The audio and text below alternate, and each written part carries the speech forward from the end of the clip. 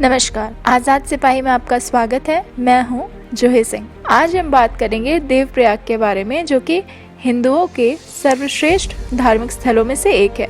देवप्रयाग उत्तराखंड में कुमायूं हिमालय के केंद्रीय क्षेत्र में टिहरी गढ़वाल जिले में स्थित एक प्रसिद्ध तीर्थ स्थान है।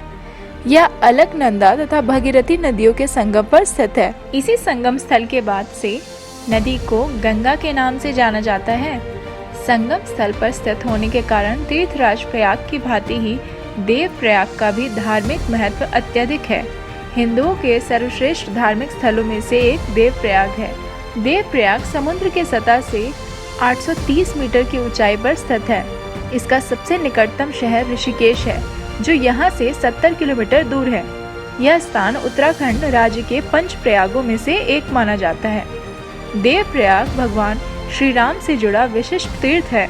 देवप्रयाग को लेकर एक बड़ी प्राचीन कथा है, जिनके अनुसार सतयुग में देव शर्मा नामक एक ब्राह्मण ने यहाँ बड़ा कठोर तप किया।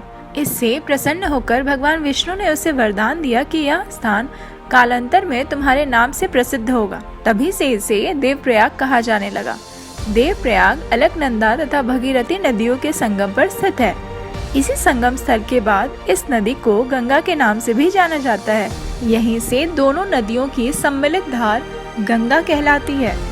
अलकनंदा बहुत कम आवाज करती है, वहीं भगीरथी बहुत ज्यादा शोर करते हुए बहती है। इन दोनों के बारे में कहा जाता है कि अलकनंदा बहू है और भगीरथी सास। यहाँ पहाड़ एक तरफ से अलकनंदा और दूसरी तरफ से भगीरथी आकर जिस बिंदु पर मिलते हैं, वह दृश्य बेहद ही मनोरमी होता है। देवप्रयाग को सुदर्शन क्षेत्र भी कहा जाता है। 7वीं सदी में देवप्रयाग को ब्रह्मपुरी, ब्रह्मतीर्थ और श्रीखंड नगर जैसे विभिन्न नामों से जाना जाता था।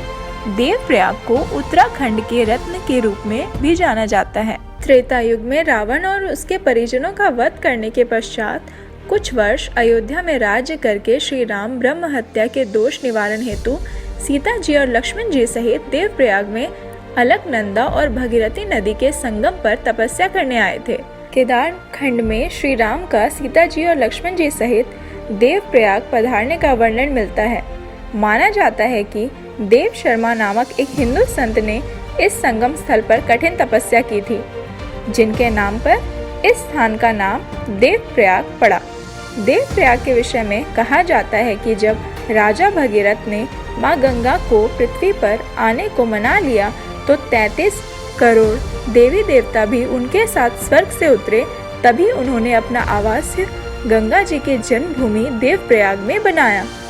यहाँ के मुख्य आकर्षणों में संगम के साथ ही एक शिव मंदिर और रघुनाथ मंदिर भी सम्मिलित हैं। देश के कोने कोने से लाखों श्रद्धालु देवप्रयाग में पवित्र संगम में स्नान करने आते हैं। द्रविड़ शैली में निर्मित रघुनाथ मंदिर भक्तों के मध्य अति लोकप्रिय है।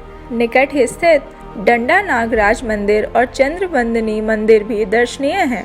देवप्रयाग का अनुपम प्राकृतिक सौंदर्य भी इस पावन स्थल की भांति ही अद्वितीय है।